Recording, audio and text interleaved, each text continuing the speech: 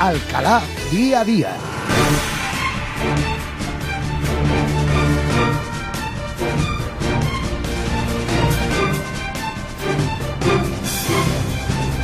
Hay que conseguir ganar esa batalla contra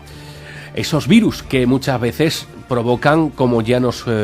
como les hemos contado en este reportaje, miles y miles de muertes, y que puede seguir aumentando si el consumo de medicamentos no se hace de manera moderada y sobre todo responsable. Bueno, les tenemos que contar más cosas, como ya les anunciamos al arranque de nuestro programa. Nos vamos hasta el museo de nuestra ciudad, allí junto a ese lugar emblemático de nuestra gran Alcalá de Guadaira, y que no es otro que el Parque Centro. Justamente en ese lugar se encuentra otra de las dependencias más visitadas de nuestra ciudad, sin ningún tipo de dudas, como es el museo de nuestra ciudad. Allí está su director, Francisco Mantecón, Paco Mantecón, a quien saludamos a esta hora de la mañana. ¿Qué tal? Buenos días. Hola, ¿qué tal? Buenos días, Manolo. Bueno,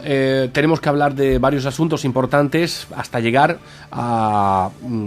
la última exposición que se ha inaugurado en el museo de nuestra ciudad, como ustedes bien saben, nuestros oyentes, ya lo hemos venido anunciando, relacionado con justamente con la hermandad de la patrona de Alcalá de Guadaira.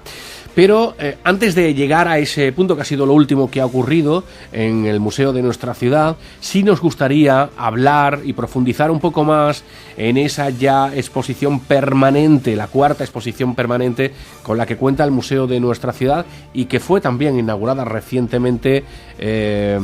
donde podremos volver a introducirnos en otra época también de nuestra ciudad. Háblenos un poquito qué contenido tiene esa nueva exposición permanente con la que cuenta el museo de nuestra ciudad. Bien, pues efectivamente desde el pasado 21 de diciembre contamos ya con el ciclo completo de salas permanentes de nuestro museo, donde contar toda la historia desde sus orígenes de Alcalá de Guadaira. Esta última sala abarca todo el periodo de la Edad Moderna y la Edad Contemporánea, esto es siglo XVII, XVIII hasta siglo XX. Puesto que es mucha la materia que hemos tenido que abarcar en este espacio, pues hemos preferido, después de hacer una introducción histórica, hemos preferido hacerla por bloques temáticos, organizarla en función de bloques temáticos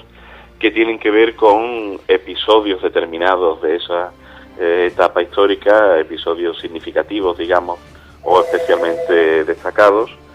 con algunos acontecimientos o algunas esencias o raíces de las señas de identidad de nuestra ciudad, como por ejemplo, evidentemente no podíamos evitar pues dedicar uno de esos bloques temáticos a la molinería, a la panadería, etcétera, y también a expresiones artísticas destacables durante ese periodo en la vida de nuestra ciudad. Así pues hay una parte dedicada a los escritores, donde destaca por encima de todo Gutiérrez de Alba, pero se hace mención, por supuesto, a otros, algunos de ellos contemporáneos nuestros. Hay un apartado dedicado a la pintura de paisajes, puesto que es en el siglo XIX y por consiguiente en el marco histórico o en el marco cronológico de esta sala donde se desarrolla con mayor esplendor esa pintura paisajista. Y hay también, como no, un apartado dedicado al flamenco, especialmente a Joaquín el de la Paula y a la Soleá de Alcalá, que también nacen y eclosionan en este mismo periodo cronológico. Paco, en esta es una de las partes importantes en todas y cada una de las diferentes exposiciones que se han ido produciendo, que se han ido inaugurando de manera permanente en el Museo de nuestra ciudad. Ha sido un poco el repaso a la propia historia. Esta quizás la parte más reciente de la historia de Alcalá de Guadaira, ¿no? Sí, naturalmente que sí. Ya te digo que empezamos con los últimos momentos del siglo XVII y principios del XVIII, para centrarnos básicamente en los siglos XIX y XX, efectivamente. Para crear una exposición permanente, atractiva, se necesita también tener con mucho material que mostrar, donde te vaya contando un poquito la historia. ¿Qué podemos encontrar en este sentido en la exposición, Paco? pues junto con unos paneles que hemos procurado diseñar de una manera lo más atractiva posible, con mucho aparato gráfico y con el texto imprescindible, encontramos piezas singulares, como por ejemplo la lápida original de la Cruz del Inglés, el cenotafio dedicado a este personaje tan extraordinario con que Alcalá entra en el siglo XIX, la lápida original también de la Fuente de la Judía. Otro de los elementos singulares de nuestra ciudad es el agua, y dentro del agua pues las galerías subterráneas y las fuentes por las que esta aflora, y una de esas fuentes más afamada efectivamente es la Fuente de la Judía, y su lápida original con una bella inscripción en latín están en esta sala con la oportuna traducción, naturalmente. Tenemos también la mesa, el escritorio original de Gutiérrez de Alba, algunos de los primeros cuadros de autores paisajistas nacidos en Alcalá, después de aquellos sevillanos que venían a visitarnos, en fin, un largo etcétera, que evidentemente pues lo más interesante es que nuestros oyentes puedan pasar a conocer. Habrá que ir a ver esa interesantísima, si no lo ha hecho ya muchos de los oyentes de la radio, seguro que hay muchos otros que estarán especialmente interesados en acercarse para conocer esa nueva exposición permanente que recientemente ha inaugurado el museo de nuestra ciudad. Realmente interesante, como todo lo que nos ofrece, nos oferta y el museo de Alcalá de Guadaira, para conocer en este caso la historia de también nuestra ciudad. Paco, en otro orden de cosas, no hace demasiado tiempo se celebraban las jornadas de trabajo sobre el paisaje en Alcalá de Guadaira. Esa exposición estuvo, esos trabajos de campo estuvieron expuestos en el museo de nuestra ciudad, pero una vez finalizada allí la exposición han pasado a la Casa de la Provincia, donde continúa todavía esa exposición de esos trabajos resultantes de esas jornadas de trabajo. Sí, efectivamente, estarán hasta el 5 de marzo expuestas allí en el hermoso edificio de la Plaza del Triunfo, que es sede de la Casa de la Provincia. Como bien dice Manolo, pues todo este proceso, todo este proyecto se inicia a mediados de septiembre con aquellas jornadas de trabajo en que se alternaban las sesiones teóricas en la biblioteca Editor José Manuel Lara con las sesiones prácticas en las riberas del Guadaira, después un proceso de trabajo individual por parte de los participantes, la exposición en el Museo de Alcalá, y desde hace una semana, 10 días prácticamente, hasta el próximo 5 de marzo, esa exposición está en un sitio tan espléndido y en un escaparate tan maravilloso como es la sevillana Plaza del Triunfo. Diríamos que desde allí, durante un mes y medio, casi 2 meses, desde los pies de la Giralda se ve la ribera del Guadaira gracias a los cuadros de estos alumnos de nuestra jornada. Eso es poner también en el escaparate a nuestra ciudad, a sus paisajes, y también sobre su potencial turístico, ¿no? Porque por allí pasan muchas personas, no solo ya de Sevilla, sino de los muchísimos miles de turistas que habitualmente suelen pasear por aquel entorno,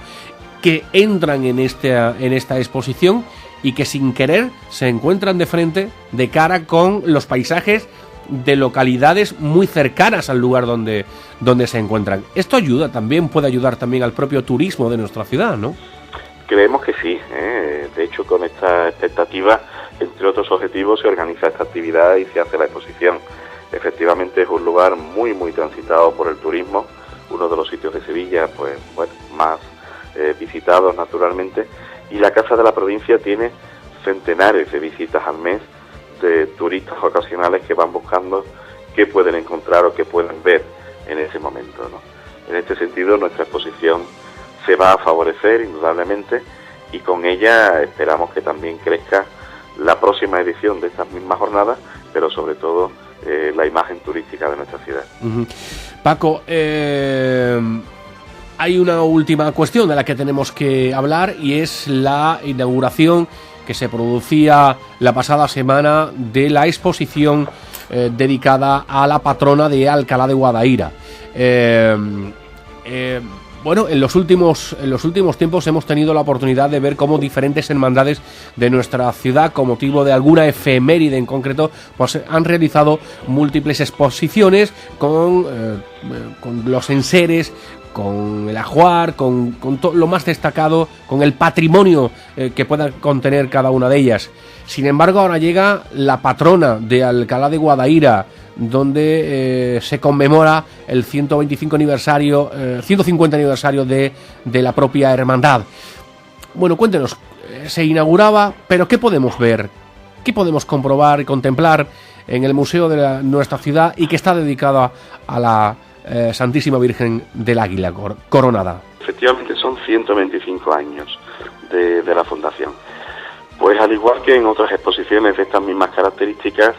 en la exposición se alternan el material documental que nos habla de la historia, de la fundación, del nacimiento de esta devoción y más concretamente de esta hermandad, con la belleza y la riqueza de los enseres artísticos, del patrimonio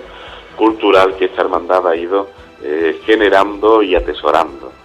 Hay una primera sala que, bueno, me parece especialmente destacable porque es donde se cuecen precisamente esos orígenes devocionales en Alcalá, desde la Edad Media a la vocación de la Virgen del Águila y posteriormente a finales ya del 19 con la fundación de la hermandad que consolida la devoción a esta imagen, a esta Virgen que es la patrona de nuestra ciudad. Y en la sala siguiente pues vamos viendo todo el acontecer histórico de la hermandad, que ha sido evidentemente pues ha tenido digamos que sus altos y bajos, sus devenires históricos, para llegar al final a lo que la hermandad es actualmente, con todo su patrimonio, con todo su presente y con todo su potencial de futuro. Uh-huh.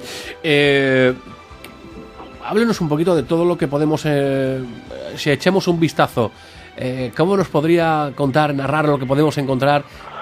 aquellos que todavía no lo hayan visto, pero cuando suben a la primera planta del museo de nuestra ciudad, ¿qué podemos encontrar? ¿Qué es lo que vamos a poder ver? Pues en primer lugar, bueno, por supuesto el cartel que anuncia la exposición, que es una reproducción de una fotografía antigua realizada por Luis Cotán, el logotipo que se ha hecho para conmemorar este 125 aniversario, pero enseguida una maqueta del entorno del castillo, el entorno natural de la Virgen del Águila, y una pintura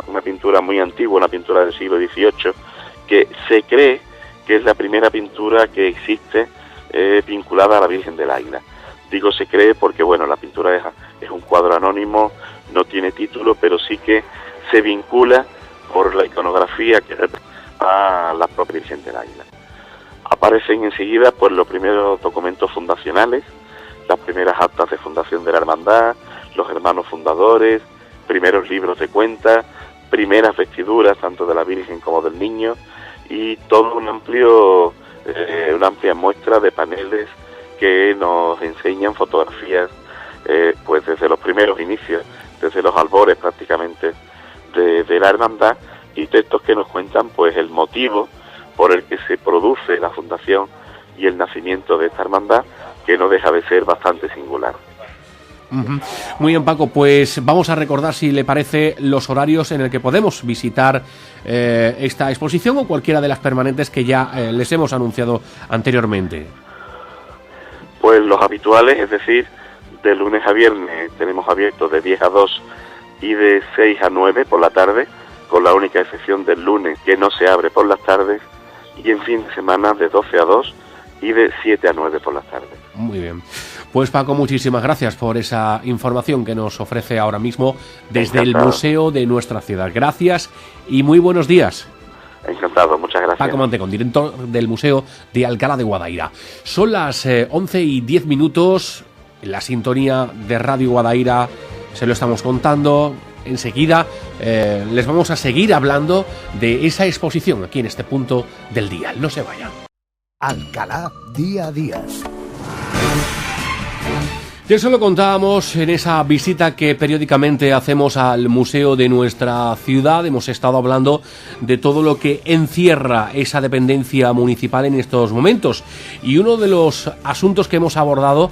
ha sido justamente la exposición que recientemente ha inaugurado la Hermandad de nuestra patrona, la Virgen del Águila. Esa exposición que hace referencia a los 125 años de la Hermandad que se cumple y que se está celebrando de una manera muy especial. Vamos a hablar en estos momentos con Enrique Ruiz Portillo, que todo se ha dicho de paso, es hijo del hermano mayor actual de la Hermandad, pero además es el comisario de esta exposición. Don Enrique, ¿qué tal? Muy buenos días. Hola, muy buenos días. Bueno, Enrique, a mí antes de entrar en detalle, ya Paco Mantecón nos ha hecho una rápida referencia a lo que podemos encontrar en la exposición, pero me gustaría profundizar un poco más con usted en esa exposición, pero me gustaría sobre todo profundizar un poco más, si el tiempo no lo permite, en qué ha sido de la hermandad, qué ha significado para Alcalá, qué ha ocurrido en estos 125 años de la historia de nuestra patrona, la Santísima Virgen del Águila. Pues efectivamente esa es la motivación de esta exposición, estos 125 años que cumple la hermandad y esos más de 7 siglos de devoción a la Virgen del Águila, porque como sabemos la devoción a la Virgen del Águila empieza en Alcalá en la Baja Edad Media, en los tiempos del rey San Fernando, ¿no? Entonces, para diseñar la exposición, pues hemos partido de esa base histórica, de esos orígenes medievales en torno a la figura del rey San Fernando. Entonces, la primera parte, ahí tenemos elementos que hacen referencia al origen de la iglesia y del patronajo también de San Mateo, y cómo la iglesia va perdiendo el carácter parroquial de la iglesia de Santa María, y entonces surge la necesidad de fundar la hermandad. La hermandad tiene una curiosidad que no es habitual, no ha ocurrido en ninguna otra hermandad en Alcalá, y no es habitual tampoco en las hermandades de la provincia y de Andalucía, que es que es una hermandad que pide a la iglesia que se funde con dos objetivos muy claros: cuidar la devoción de la Virgen del Águila y, sobre todo, cuidar también de su santuario. Entonces, en ese doble objetivo de cuidar de la devoción a la Virgen y cuidar del santuario, pues la hermandad sigue 125 años después, pues manteniendo efectivamente el culto a la Virgen y manteniendo el cuidado de su santuario. Por eso la exposición, en los 4 capítulos restantes, el primero es el que se dedica, como te decía, al origen de la devoción, y los otros 4 capítulos restantes pues nos hablan de cómo la hermandad ha ido cumpliendo esos dos fines: el cuidar de la devoción a la Virgen y extender la devoción a la Virgen del Águila, y cuidar de su santuario. Enrique, ¿cómo ha sido el devenir de la hermandad en estos 125 años en el que, como usted bien nos comentaba, primero estaba la devoción, pero también el mantener uno de los lugares más emblemáticos, más de referencia en nuestra ciudad? Pero ¿cómo ha sido ese devenir de la hermandad? ¿Cómo ha sido el día a día, el año tras año, a lo largo de estos 125 en el que en nuestra ciudad, como en el resto del país, han sucedido muchísimas cosas? Claro, mira, la fundación de la hermandad, que es el segundo capítulo, pues viene motivada por ese elemento que te decía antes, de que se pierde en 1791 por el arzobispo Llanes, pues se pierde la condición de parroquia, y el Águila además es lo que es el castillo ya que está deshabitado, se convierte en un lugar lúgubre, oscuro, donde prácticamente no sube nadie. La iglesia además empieza a deteriorarse y hay incluso un hundimiento en el siglo XIX del techo, y hay que repararlo rápidamente. Vinieron también los franceses en la invasión napoleónica y también pues saquearon el templo. Todo eso fueron una serie de problemas que hizo a la iglesia pues motivar la fundación de la hermandad. De modo que la hermandad, una vez que se funda, con una documentación muy interesante que se muestra en la exposición, entre ellas, pues por ejemplo, el listado de los primeros hermanos, las actas de las primeras reuniones, las primeras reglas, incluso una salve que en aquella época dedica nuestro literato José María Gutiérrez de Alba. Ha sido muy emocionante pues colocar estos documentos firmados por una persona tan conocida y tan importante como nuestro Gutiérrez de Alba en la exposición. Entonces, en ese contexto de arranque de la historia de la hermandad, a los 20 años de la fundación, pues la hermandad tiene ya la fuerza suficiente como para acometer la primera gran reforma del santuario que hace en 1910, cuando, con la supervisión del erudito historiador del arte, un personaje sevillano muy importante que fue don José Gestoso, pues con su supervisión emprendieron una serie de reformas en el santuario que también aparecen reflejadas en la exposición, sobre todo a través de dos elementos muy característicos que diseñó este artista, José Gestoso, como fueron la corona de la Virgen, la corona primitiva, que se salvó en 1936, la antigua saya, que también se salvó, y un tercer elemento que diseñó y que no hemos podido traer, que son los azulejos que se encuentran colocados a los pies de la Santísima Virgen del Águila en su santuario, ¿no? Pues esas figuras de José Gestoso y esas obras de reformas de 1910 permitieron a la hermandad cumplir el segundo de sus fines, porque claro, durante los 20 años anteriores pues habían ido promoviendo ya el culto a la Virgen del Águila, que según van narrando las actas y sobre todo también todo lo que nos ha contado Vicente Romero Gutiérrez en el reciente libro sobre la historia de la hermandad. Continúa la exposición y por lo tanto la historia de la hermandad con un elemento patrimonial que apreciamos en toda Alcalá, que es esa costumbre que tenemos de efigiar a la Santísima Virgen del Águila en azulejos, que empieza sobre todo en los años 10, pero sobre todo tiene su punto culminante y el despegue, digamos, a partir de los años 20, cuando la cerámica sevillana se va a hacer tan importante con la exposición iberoamericana de 1929. Pues todo ese gusto por la cerámica hizo que en Alcalá tuviéramos esa costumbre de colocar a la Virgen del Águila o a nuestros titulares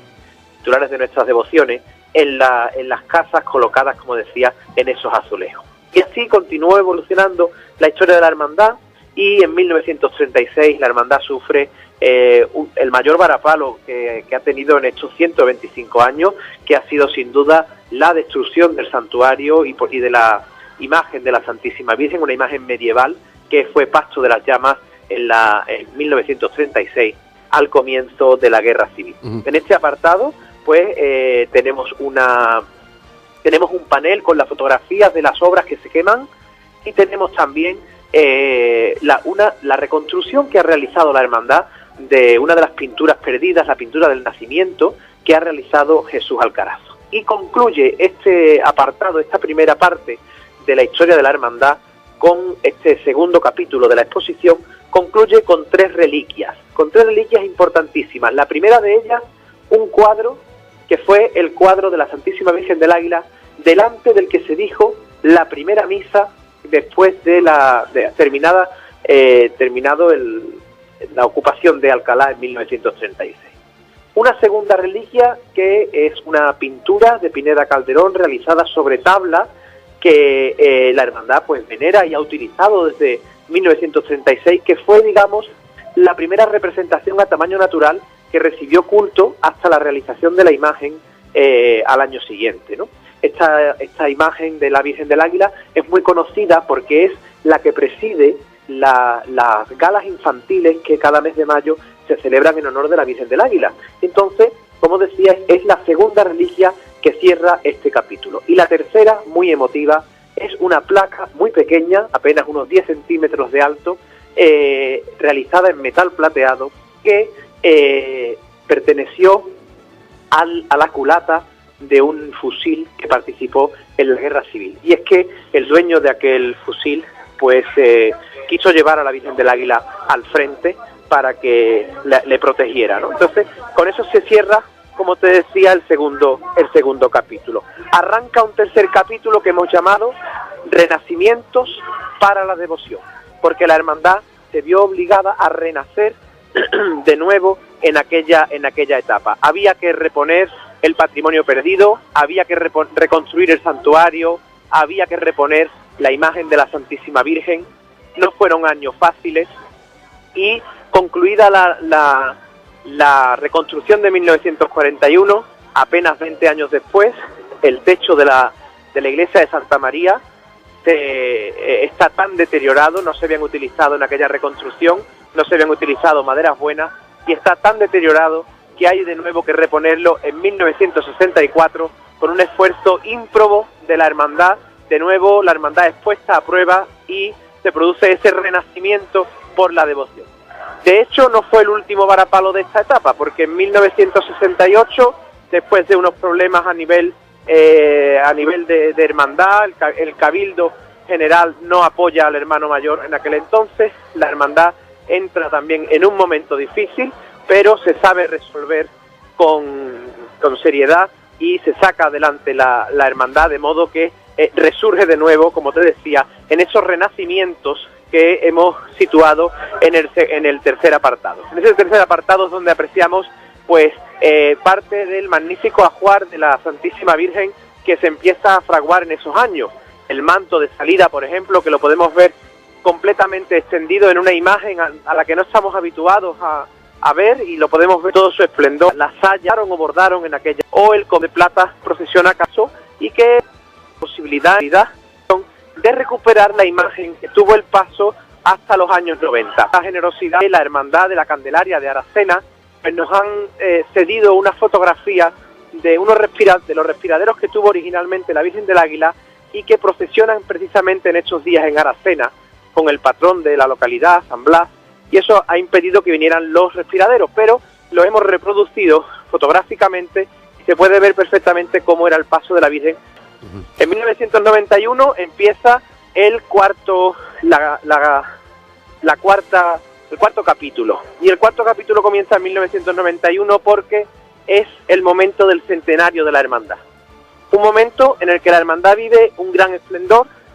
la devoción de la va siendo crecida. En 1964 se ha vivido un acontecimiento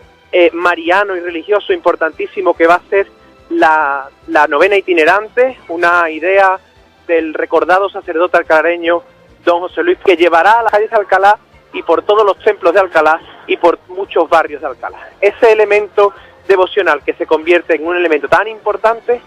se repite de nuevo en 1991. La devoción a la Virgen es en ese momento, la hermandad se plantea que hay que mirar hacia el futuro y que la devoción de la Virgen del Águila es una devoción de futuro. Y esa devoción de futuro, que es el título de este cuarto capítulo, es el que hace mirar a la hermandad hacia la Virgen del Águila. Se corona por la devoción del pueblo de Alcalá, que en este caso hemos simbolizado en la exposición con las imágenes de la Virgen que poseen las hermandades, bien imágenes de entrecalle, como la entrecalle del Paso de Palio, como el caso de la Hermandad de la Borriquita, la Hermandad del Perdón, o de la Hermandad, o de la Carreta del Rocío, e incluso el paso de la Virgen del Dulce Nombre, tanto así como el techo de la Virgen del Socorro, que la Hermandad de Jesús ha cedido durante estos días generosamente, y que es una auténtica obra de arte y de devoción a la Virgen del Águila de todos los alcalareños. Y así llegamos a la coronación, el punto culminante en el que recordamos pues aquellos actos preparatorios, aquella novena itinerante, la tercera de la historia de 1999, y por supuesto aquel acto del 3 de junio del 2000, cuando el cardenal Amigo Vallejo coloca sobre las sienes de la Virgen del Águila de la devoción. Y a partir de ahí, la corona de la devoción dio sus frutos y los contemplamos en esta exposición, que es el título precisamente del último capítulo, la corona de la devoción, porque aquí preside la sala una imagen a tamaño natural una fotografía natural de la colocada sobre su paso, justamente delante el águila se han intercalado junto con pinturas de varios de los mejores autores alcalareños, junto con los enseres que la hermandad ha ido realizando, enseres profesionales como ciriales, faroles, cruces, sayas, la custodia. Se han intercalado unos paneles cargados de sabor porque nos hablan de la actualidad, un santuario, del convento de las hijas del hogar de la madre, donde se habla de la juventud, donde se habla de las galas infantiles, de las mineras, de los costaleros, los signos, el boletín águila, un elemento de difusión de la devoción a la Virgen tan importante, el Virgen en unos años góticos, pues todo eso es la actualidad de la hermandad. Por eso, porque así llama el título, en esta apoteosis de la actualidad de nuestra hermandad, pues hemos querido plasmar tanto los enseres y la convivencia diaria de la hermandad, reflejada a través, como te decía, de estos paneles fotos, pero cargados de sentimientos y vivencias, y cargados de esa devoción fuerte y arraigada que hoy vive, gracias a Dios, la Virgen, porque la verdad sí lleva 125 años fiel a esos principios fundacionales que yo te comentaba antes. Fiel a es la devoción a la Virgen y fiel también a cuidar su santuario. Y su patrimonio, que no es poco y que en estos días se pueden expuesto de nuestra ciudad. Enrique, muchísimas gracias por esa magnífica explicación, como siempre, de lo que era viva de la hermandad de la patrona de nuestra ciudad. Una exposición, un recorrido por esa historia que pueden ver en estos días en el museo de nuestra ciudad. Profesor, muchísimas gracias por aprovechar ese pequeño recreo que tiene con los niños y que usted ha querido dedicar a nosotros, a la sintonía de Radio Guadaira, a los oyentes de esta casa, que siempre muestran especial interés por todo lo que encierra en torno a nuestra patrona alcalareña, la Virgen del Águila. Gracias a vosotros que siempre estáis atentos a todas estas cosas, y desde aquí, desde la radio, pues invitar a todos los alcalareños a esta exposición que de alguna manera es de todos, porque la patrona, la Virgen del Águila, nos ampara a todos. Muchísimas gracias. Enrique Ruiz Portillo, muchas gracias por estar con nosotros. Alcalá Día a Día.